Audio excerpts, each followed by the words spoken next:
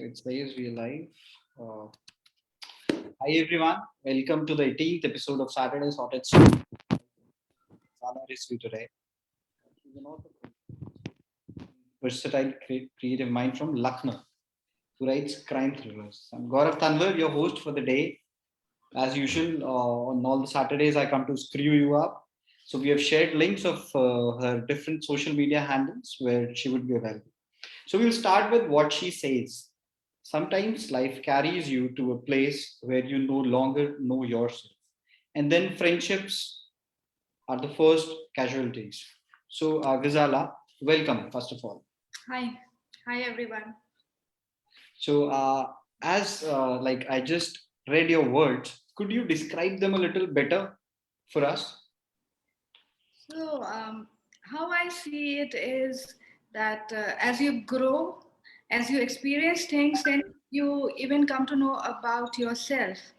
So, when you start with most of the stuff that you know is secondhand, it's your parents' opinion of yourself, it's your friends' opinion, it's the society's opinion, and those notions you take into yourself and you start thinking of yourself in those terms.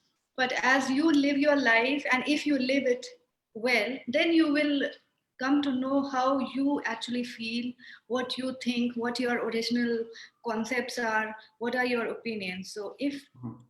on the way, if sometimes this happens that when you come face to face with your real self, then maybe the friends that you have acquired on the way, they don't carry as much value for you.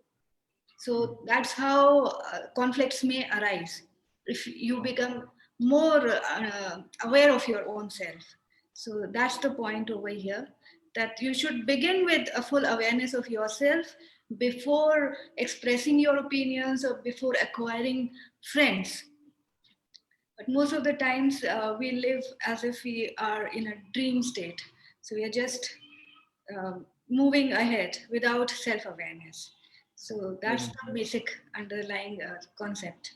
certainly. So that's when Ghazala says friendships are the first casualties. Great. So I'll start with a direct question here. Like, why do you write? And when was your first encounter with writing? Like the Oh, one you remember basically as of now. yeah. No, I remember it very well because I must have been 5 or 6, Mhm. and I was able to write in English. Nowadays, I see children are not even able to write properly at the age of 5. But because we used to have teachers with no skills, and they used to Mhm. code us a bit more, so I used to write, and I wrote a poem or a prose, a short prose. I still have that copy, and I went and announced to my father that I am going to be a writer. And Wow. he said, okay, we'll see about it. We'll see about it. First, let's get you enrolled in a school. Then we'll see about it. So that's the earliest I remember. So, And is it a funny situation when you afterwards spoke about this with your family and people out there? uh, no, it wasn't a funny situation because till the time my guys used to think that it's all a hobby or a fun thing. They were okay with it. They said okay, okay, and she would. Like my mom and my father would actually talk about this in front of other people. Like Mhm. you see, if a child, no, they bring their child to recite a poem, or whenever there are guests, so you make your kid stand in front of them and recite a poem. So that way they used to talk about my writing efforts, and they were happy to Wow. narrate it. But I think somewhere around 15 or 16 years of age, near about high school, when I said I am going to be a writer, that's the time things got a bit ugly because they wanted me to become an engineer. Who becomes a Wow. writer? I mean, what is that about? So it got a bit serious instead of being funny anymore. So that's another journey. I hope other writers don't go through that journey. So it So, wasn't funny. Yeah, this is not funny, of course, and I believe most of the parents are not, you know, this profession doesn't feel appealing to the parents because they know what kind of differences or what kind of difficulties their child would go through. So, and who doesn't know, for them it is like wow. And then afterwards, when the person starts working into it, even the person is like, "ये मैं क्यों कर रहा हूँ?" Where's the bread and butter? Yeah. Yeah.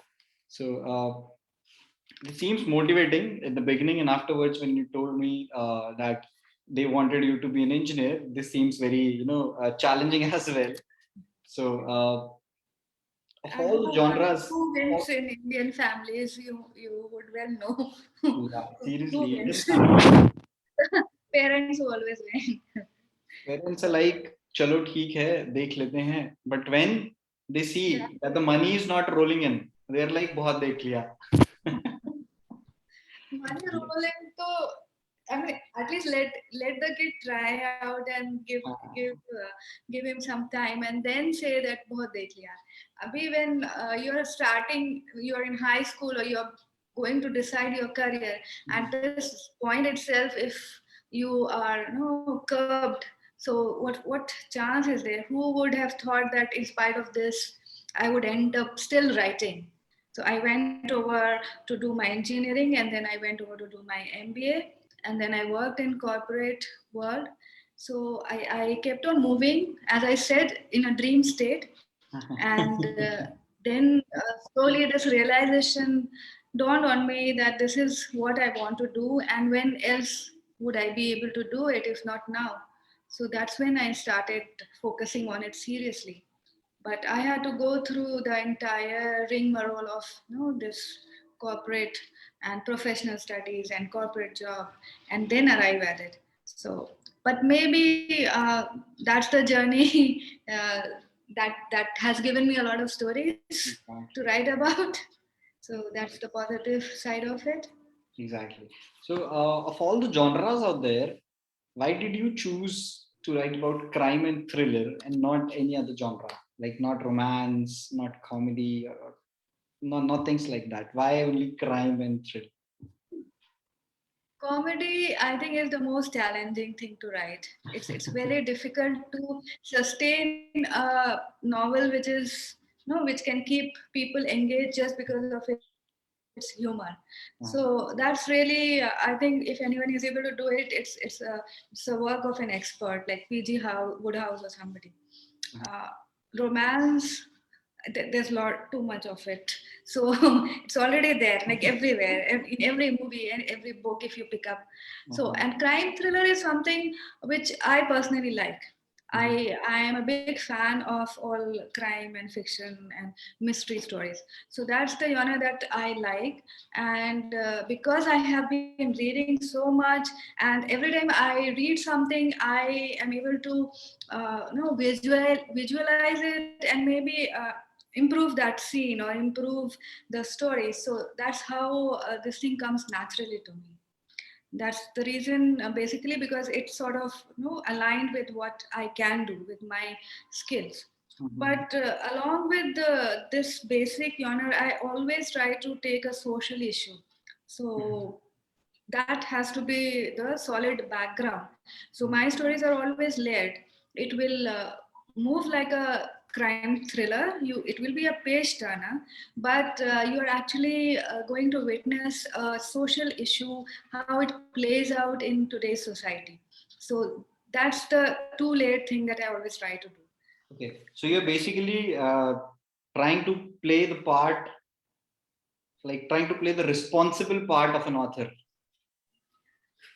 Yeah, but both things are like social issues. I Yeah, feel of course, passionate because about I've certain. seen I've seen stories where they are just stories, but if there is something which could give back to the reader, or Yeah. reader could gulp something out of it and understand new things or new ways of doing one or the other thing, then I believe the author has played the responsibility of being one, because an author is somebody जिससे लोग बहुत ज्यादा inspire होते हैं, और क्यों inspire होते हैं? Because they know something better than the readers. So वो betterment या that better stuff should have to be passed to the readers. Like that is what I believe. I'm not sure True. that other authors do believe it or not. No, I think everybody tries to make some sort of a point with their stories. There's always a point that the author has in his or her mind. अब वो कितना सामने reader को समझ में आता है वो डिपेंड कर सकता है कि आपने कितना स्किल से लिखा है. पर everybody starts with some point in their mind that they want to convey to the reader, and there may be social issues or personal relationship issues. So all stories are woven around such things, and I am passionate about certain things. So whenever something appeals to me, that thing I like to put it in a book form. I want to convey to the people that such issues are happening in our society and they need to be looked at. We often, we don't pay attention to a lot of things that are happening. We think that such things happen only in movies or to other people. But in every house, in every society, in every city, there are certain things, certain malices that are playing out. And we just turn a blind eye to them. Yeah. So my focus is to highlight them and to make people aware of such things happening around them, and so that they can become more compassionate, a bit more sensitive to other people. So that is also an underlying thing. But I could have written like how do you call it, like a social commentary on such things. Nobody would bother to read it if it came out as a As a tweet, let's social say. issue. So no one would bother. But if it's a crime thrill or a thriller, if it is something which will give you kicks on the way, people might like to read it and they might remember the story more. Exactly. So that's the idea behind this. Great. So, like, I personally thank you for writing something where we want to educate the readers out there and understand the viewpoint or the pain point of the ones who are already with them or besides them. So, Ghazala, tell us something about your first book, The Majid's Diary. I'm talking about it with you for the second time today. But yes, I would again, want to know the other part, what you will tell us today. Yeah. So as you started with the quote, it was from Majid's diary, and it's about friendships. So at the point when the story was written, a lot was happening in our country. If you remember, around 2014 or 15, this Kanhaiya issue and JNU issue had all gone all out of proportion, and that was the time religious and national sentiments, and there were classes and people were fighting. I mean, it was obviously a fight of words, but a lot of things Chaotic came up, situation and into that's the politics, basically. yeah. So that made me realize that I mean, all these issues, they how do they become relevant? That if you're a Hindu or you're a Muslim or you are from a different religion, from a different state, why do these things become relevant? Because one on one, if we talk to people, if we meet people, we have friends, these things don't matter. I've never Certainly. come across anyone who has said that I will not be friends with you because you are a Muslim or you are coming from Uttar Pradesh or you are a woman. I mean, people are not like that. But still, on a larger platform, these things start playing out. So I Exactly. wanted to explore how the larger platform, larger setting of this sort of tensions between different religions could play out on a one-on-one relationship between two guys, two friends. So again, I didn't want to go into the love and romance part because a lot of movies have been written. I wanted to explore how simple, honest friendships could get affected. And it was a very emotional thing for me. It's a crime thriller, but I was rooting for that story, the friendship between these two guys, who were Jamal and Dave. And, Dave, so yeah. that's how this Marvel story plays out. I read it long back. I do not remember the story exactly now, and I apologize for that. So I'll read it some other time again. That's fine. You can read it once more. Yeah, that's what I'm saying. I read it some other time and then I'll connect with you. From this perspective, where look out for the friendship, not the thrill. In that. Mm-hmm. So Yeah.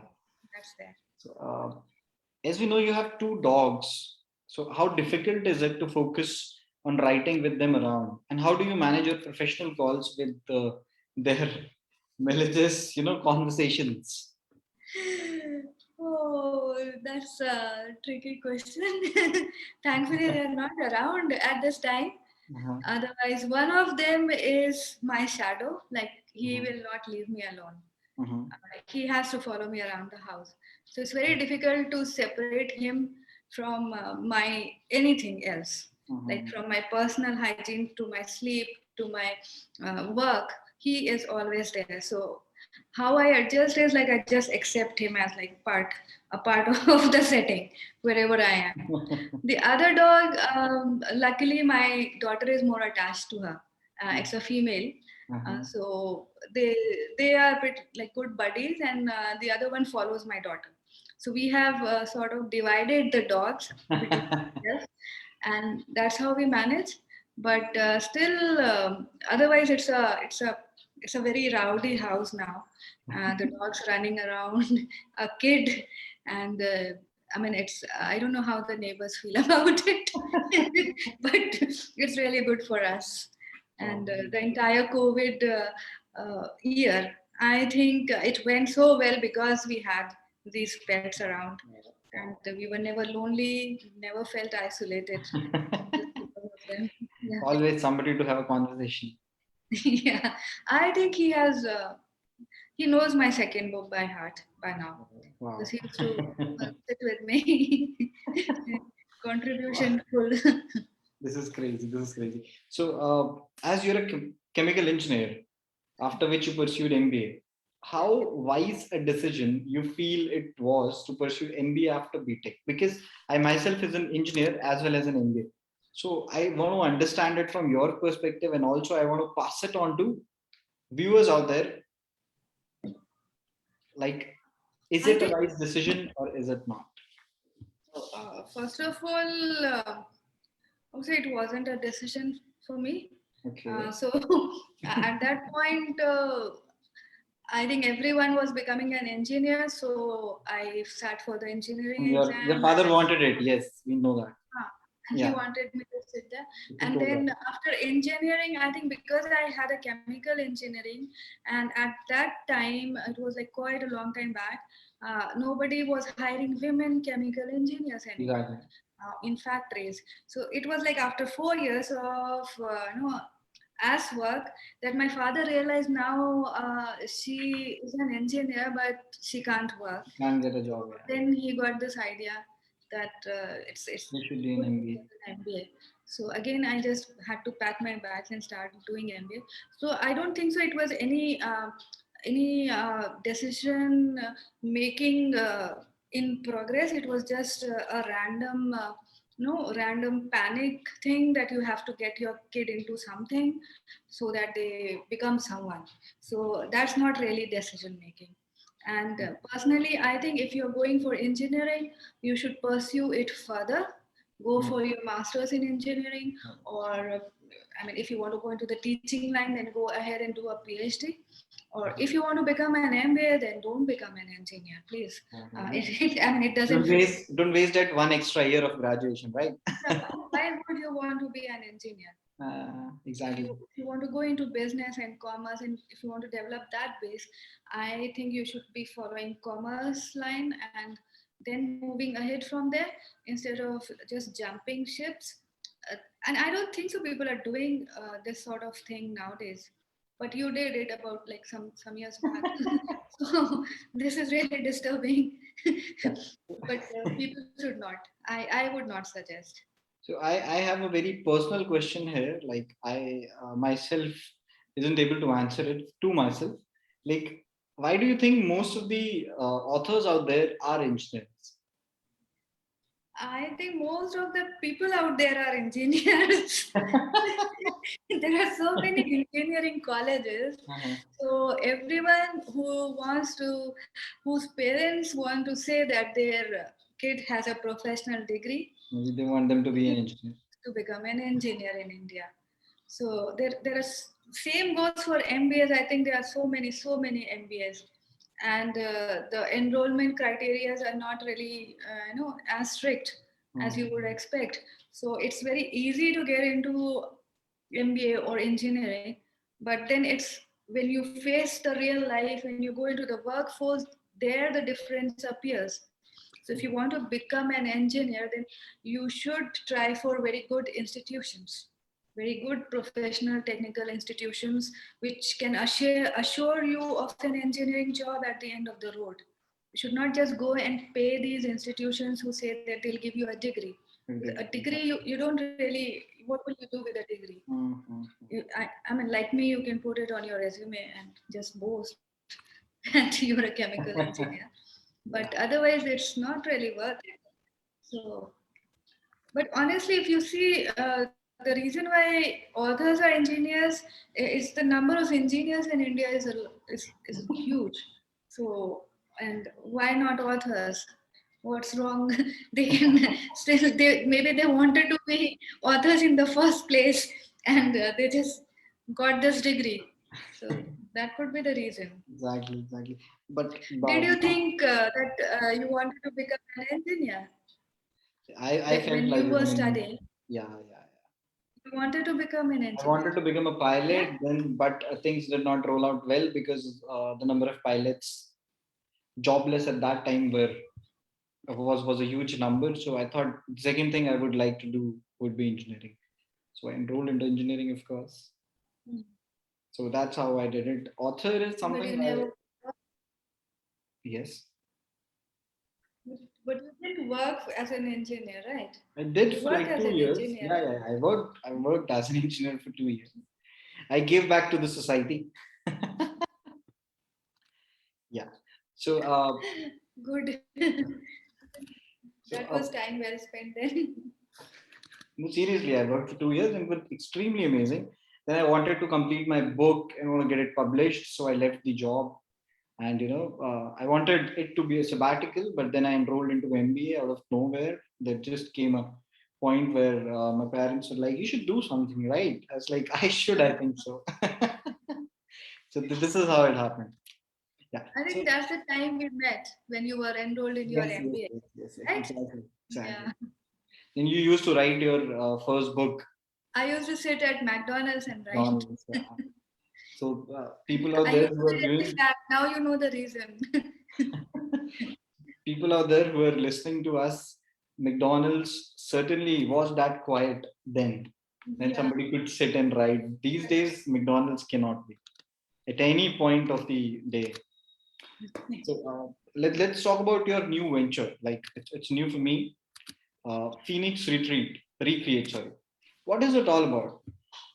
And that's why I called you entrepreneur. So she's an entrepreneur. Apart from that, she's an author as well.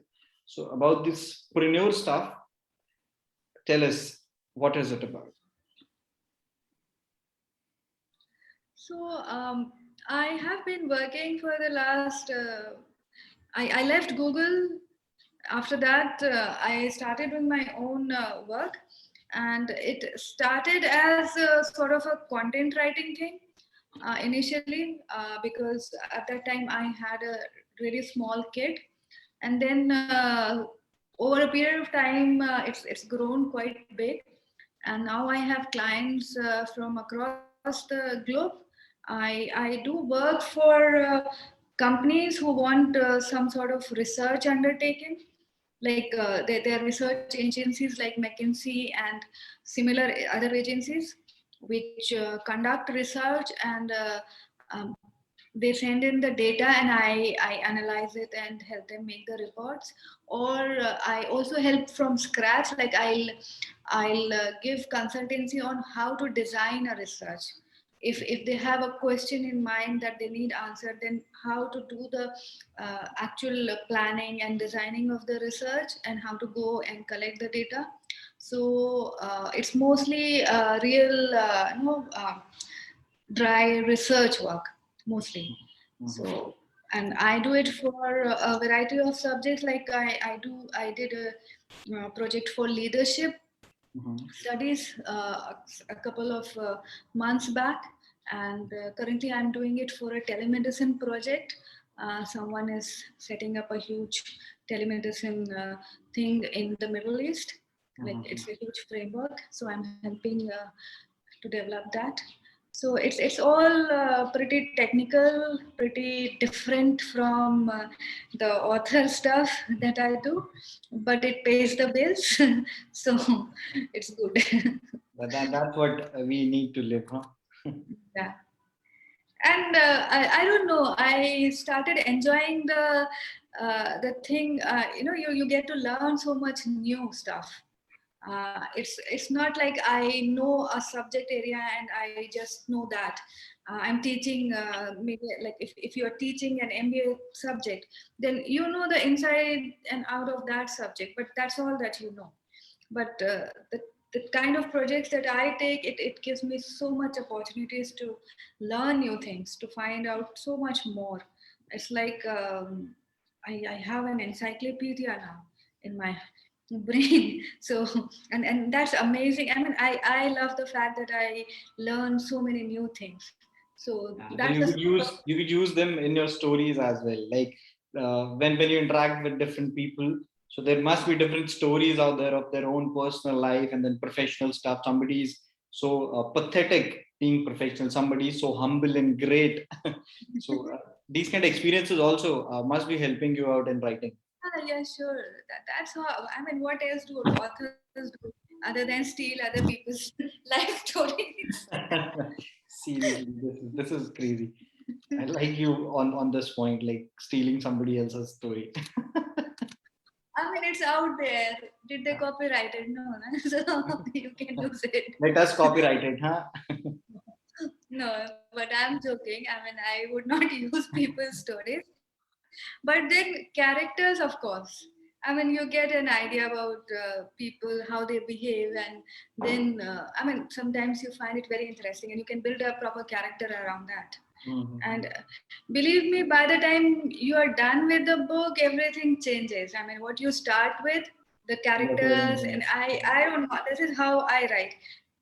The characters just take off on their own, and then you just have to follow them. So I don't think so anybody has anything to worry about me stealing their life stories or characters, because everything will turn out to be fiction in the end. And That's my we'll write it on the first page of the book, right? It's a fiction. yeah. That's my disclaimer. Great. Yeah. So, what's about your second book? When are we getting to read it? Because I know it is into the editings and proofreading. So, Yeah, I have completed the first draft. That means the entire story is done. It still needs fleshing out. So I'm still waiting for some feedback. I've sent it out to a few people, and they are reading it. And the fact that they are taking so much time to read it is itself giving me some sort of a feedback. I hope they are listening to this and they come back to me with the feedback faster. But that's how it is. And the story is done. But I would like to flesh it out a bit more in terms of scenes and characters. It's at this point, it's just a raw story. So I just needed feedback on that. But I'm guessing in the next 6 months it should be ready and out. That's my target for this year. Yeah. And this story is, as we were discussing, I haven't decided about the topic, about the title of the book, but it has a serial killer outright there, and it's a thriller, but then there is also a social issue over there. So So all the people out there, get ready to read so many murders and get something out of it, of course. That's really beautiful. not men. Okay. So after completing It's your, a yes, yeah. please tell me. No. I was just saying that it's from a very different perspective. It's not really gory serial killer sort of a book, which the point is just to catch the killer. Uh, there's a lot of other underlying currents also happening because of the other people who are there, and they are guided by their anger, their ego, their sense of taking revenge. So I have brought up all these sins in the form of characters and how they play out. There is an outright serial killer thing, but then there are other Of course, sins of that are course. playing out, which Oh. which live with us within the society, where like with normal people. So how does that play out? That was my endeavor with this book. Great. We personally wish you a good luck for the book, of course. So we'll Thank try to you. do another live when you would be launching it. We'll try to launch it here as well. So Yeah. as you just told us, you've not decided a name, a title for the book. So how do you generally do this? Let's say Majid's Diary was there. The other book which is coming right now, you have not decided the title. How do you decide the title? Or it's like, okay, कुछ कुछ पक्का नहीं है, discussions में ही चीज निकल के आ जाती है. How do you do it personally? I see when we are launching a book, there's a publisher also involved. So their input is, of course, good to take into consideration because they have a lot of experience with marketing and what works. But personally, I would like to highlight the issue over there. I like the title to capture the essence of my book, whatever I'm trying to say. So if you remember, if you have ever done any writing class, then they tell you that first you start with a single sentence which should cover the entire plot of your story or your novel. So that sentence or that phrase should become your title. So that's how I think. And as I said, I this story is two layered. For me, one level is the serial killer, and then there are these sins. So I am thinking about the sins, or in Hindi, what is called vikriti. That's the right word, I think. It's vikriti is like imbalance in people. Balancing, yeah, So either that or the other one was that's a silly title, but I thought maybe it would it okay, we might are work. waiting. We're waiting It's for the. also We're waiting for it. We're waiting for the title to positive be serial revealed killer. first. We're waiting for the title to be Yeah. revealed first, and then we're waiting for the book as well, of course. And we personally wish you good luck for this. So here, after completing your second book Thank you. and working, venturing Phoenix Recreate, how challenging it is for you to write or to work on the third book. Okay. So I think I figured that out now after struggling and facing the challenge for years and years. Now my day is divided into certain parts, and that's all there is to it. So in the morning, I get up early, and the first thing I do is I write for an hour. Wow. So 1 hour, just 1 hour, whatever I get written, good, bad, really bad, not, I mean, maybe it would get thrown out. But my job is to just put in those 1,000 words approximately per day. And then that's done. Then I don't have to think about my book anymore. I do that in the morning. So that is Great. taken care of. And then I have allotted some 4 5 hours to my work, professional work. And then I actually have a lot of free time after that. Uh, I really, life becomes so easy if you just structure it. If you can manage some sort of scheduling yourself, then I have free time, and I walk my dogs daily, 2 times a day.